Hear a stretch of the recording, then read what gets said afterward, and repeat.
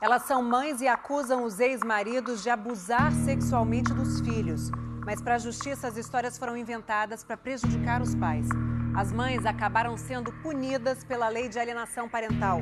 Elas perderam a guarda das crianças. Essas mulheres se uniram e, junto com autoridades do judiciário, estão questionando a forma como a lei vem sendo aplicada. Mas por que as mães não conseguem provar que os ex-maridos são pedófilos? É o que você vai ver nessa reportagem especial.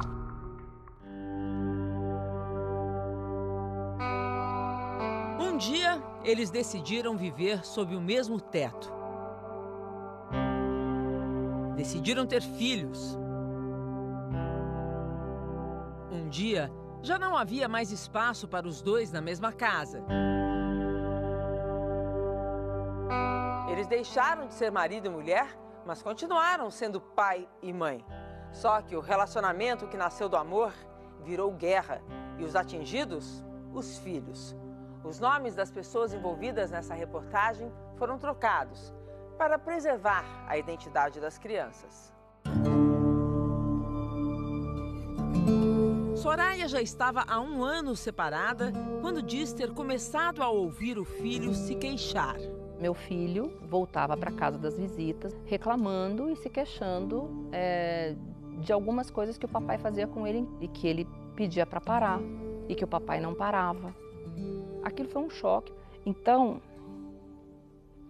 desculpa, é muito difícil a gente ouvir isso, desculpa. Eu busquei o conselho tutelar e disse, está acontecendo essa situação. O conselho tutelar levou a gente para a delegacia. Aí na delegacia, a delegada pediu para conversar sozinha com ele. E na conversa com a delegada, ela falou assim, porque o seu filho é uma criança abusada. Um inquérito foi aberto na delegacia e Soraya passou a impedir o ex-marido de ver o filho. Mas enquanto as investigações começavam na esfera criminal, o pai foi até a vara de família. Passou aquela semana, quando foi no sábado, antes das 7 horas da manhã, a minha casa ela foi literalmente invadida por policiais, armado, de arma em punho, 2 advogadas e um oficial de justiça. Nós estávamos dormindo e eles arrancaram meu filho da cama. E desde esse dia, nunca mais eu vi meu filho. A história da Soraya se repete em muitas famílias com pais separados. E pelos relatos, acontece assim. A mãe denuncia o pai por abuso sexual contra o próprio filho. É aberto um inquérito, mas antes mesmo dele ser concluído, esse pai entra na vara de família pedindo a guarda da criança. E consegue. Ou seja, a criança é entregue ao suposto abusador. O pai consegue essa inversão de guarda amparado em uma lei criada 8 anos atrás e que autoridades do judiciário afirmam que está sendo mal usada. É a lei de alienação parental. Há quanto tempo você está sem ver seu filho? 1 ano e 4 meses, porque eu fui considerada pela lei da alienação parental como uma alienadora de grau severo. Segundo essa lei, são exemplos de alienação parental: dificultar o contato da criança ou do adolescente com um dos genitores, fazer campanha para desqualificar o comportamento de um dos genitores, ou seja, jogar a criança contra o pai ou a mãe, apresentar falsa denúncia contra um dos genitores com a finalidade de dificultar a convivência da criança com o mesmo. E é essa cláusula, apresentar falsa denúncia contra o genitor, que mães questionam e divide autoridades do judiciário.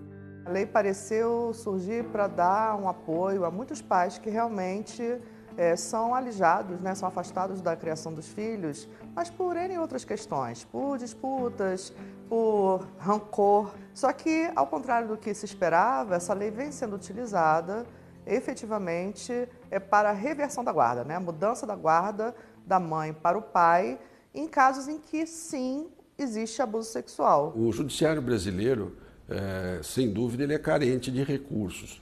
Mas, nesse campo específico da família, todos os tribunais brasileiros têm procurado investir para manter uma boa estrutura de assistência social e psicológica.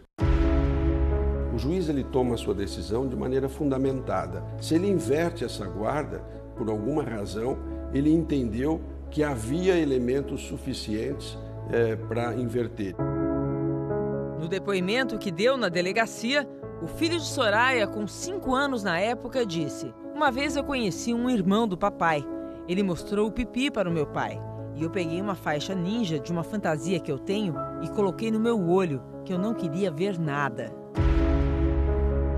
A psicóloga do menino também prestou depoimento.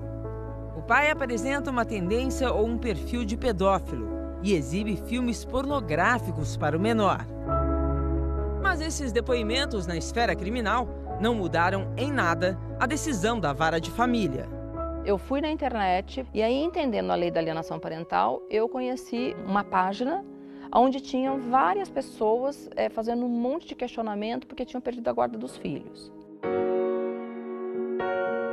Soraya, então, passou a fazer parte de um movimento de mães que alegam ter perdido a guarda dos filhos por terem denunciado os ex-maridos. Hoje nós temos mães, um grupo de 73 mães, e aí, nessa conversa que a gente teve, a gente viu que, pela lei, por mais provas que você apresente, você não consegue reverter a situação.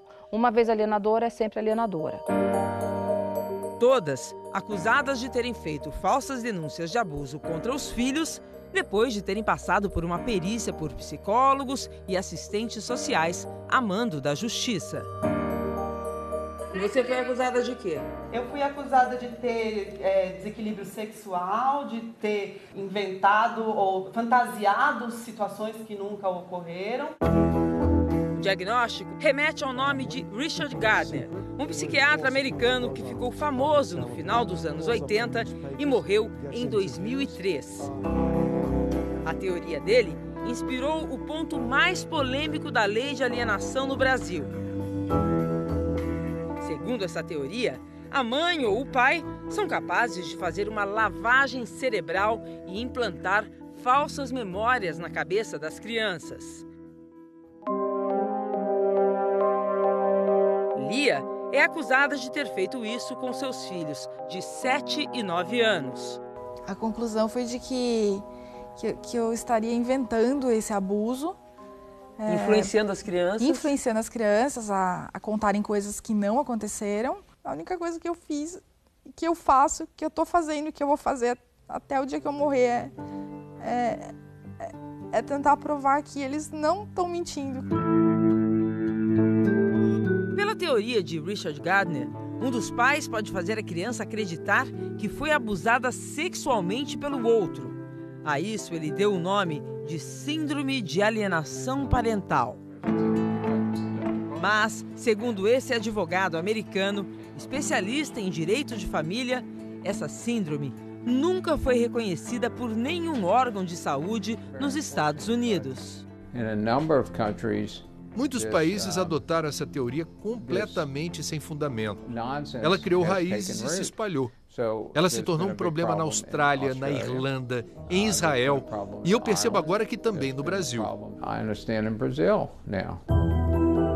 Richard Ducote lamenta que a teoria da síndrome de alienação parental tenha chegado ao Brasil. A lei no Brasil é uma das piores porque não tem a sutileza de entender a situação. Você tem uma lei que a vítima vira culpada. As crianças e as mães viram culpadas e elas deveriam ser protegidas. Nos poucos países em que existiu, ela deixou de existir, foi criada com um embasamento falso de que crianças e mulheres noticiam estupros que não aconteceram no contexto de separação. O presidente da Associação dos Pais Separados, a APASE, ajudou a criar a lei e sai em sua defesa. Por que as mães fariam essas falsas denúncias? Olha, o ponto básico o problema principal é dinheiro.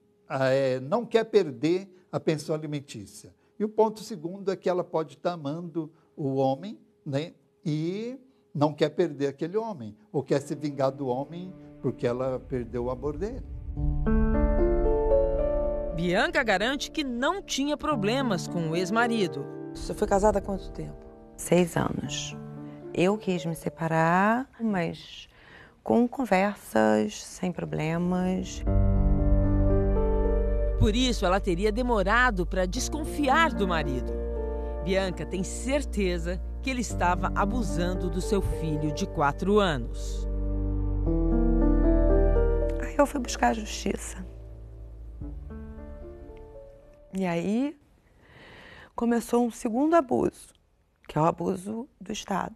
Tudo que essa mãe, quando chega à justiça, precisa é de apoio, de escuta, de ser orientada, de ser acolhida e não de ser rechaçada, tratada como louca. Todo sistema ele é falho. Então o sistema de saúde tem que se preparar para receber criança vítima de violência. Porque os profissionais não foram capacitados para especificamente trabalhar sobre isso.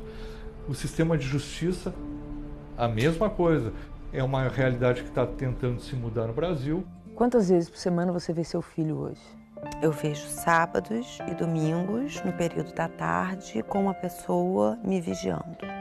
Isso já dura quanto tempo? 1 ano e 7 meses. A maioria dos casos de abuso sexual contra crianças e adolescentes acontece dentro de casa. Mas, segundo especialistas, é um crime difícil de ser comprovado.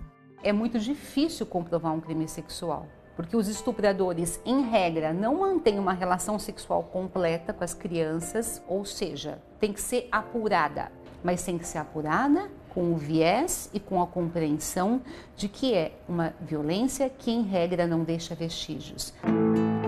Para esta jurista, que também trabalhou pela aprovação da lei da alienação, um dos problemas está na identificação do abuso e na elaboração dos laudos. Os peritos, na maioria deles, não têm conhecimento suficiente, às vezes, para distinguir se a criança que é ouvida, ela de fato foi abusada ou não foi abusada. Isso é muito grave. Muito grave. A jurista apresenta dados coletados pelo Instituto Brasileiro de Direito de Família. 30% dos profissionais que elaboram laudos conseguem identificar que houve abuso, né? 30% de que não houve abuso, e é uma falsa alienação parental, é uma falsa denúncia, e 40% eles não conseguem definir se houve abuso ou é alienação parental. Para esta psicóloga, que escreveu 2 livros sobre alienação parental e faz perícias em vara de família, a maioria dos laudos está correta. Uma perícia feita por um profissional capacitado, ela vai seguir o que está descrito na lei da alienação parental. Todas as pessoas envolvidas devem ser ouvidas, ser avaliadas psicologicamente, para que essa denúncia ou essa acusação, seja de alienação parental ou seja de abuso sexual, seja o mais profundamente investigada. Uma grande maioria tem laudos bem feitos. Eu não estou dizendo que não existam erros, e não existam falhas, e que não existam profissionais mal capacitados. Uma lei que acaba de entrar em vigor determina que as autoridades devem ouvir primeiro a criança e só uma vez numa sala especial. Uma lei que dispõe sobre a forma como a criança deve ser ouvida. Isso é muito importante para essas acusações de abuso sexual. O caso de Thaís é mais extremo. Ela preferiu não ter nem a voz identificada. O ex-marido está sendo processado criminalmente por abuso sexual contra o casal de filhos. O Ministério Público entendeu que há indícios, sim, de que o pai abusou deles. Mas na vara de família, Thaís foi acusada de fazer uma falsa denúncia e perdeu a guarda das crianças para o pai com base na lei de alienação parental. Com medo de ter que entregar os filhos ao ex-marido, Thaís fugiu. O meu crime é proteger os meus filhos. E você está fugindo há quanto tempo? 8 meses. Com os 2 filhos? Há 8 meses, com os 2 filhos. Na polícia, os filhos de Thaís são considerados desaparecidos. Eu tenho um medo diário. Ouvi uma sirene no bairro e achavam levar os meus filhos. Eu não posso entregar a minha filha para dizer que ela é obrigada a fazer aquilo. Para tirar a guarda dos filhos de Thaís, a vara de família se baseou nesse laudo. Thaís estaria praticando alienação parental ao denunciar o ex-marido por abuso. Seus sintomas foram comparados aos mesmos citados por Richard Gardner no livro A Síndrome de Alienação Parental. O mesmo livro que é criticado por citações polêmicas. Em cada um de nós há algo de pedofilia, disse Gardner. não se falava em alienação parental no Brasil. Então a lei trouxe muitos avanços, né? A lei é para ser melhorada, né? A capacitação é para ser feita e não para ser denegrida. Mas eu acredito que tem muita gente também que não aceita as decisões que são tomadas pelo judiciário. Se eu tenho problema mental e alguém quiser continuar insistindo com isso, mas vai lá olhar se essa criança de fato é uma criança abusada, porque isso precisa acabar. Não dá para ficar da forma que está. O meu filho relatou o que estava acontecendo e simplesmente não deram a menor importância para a fala dele.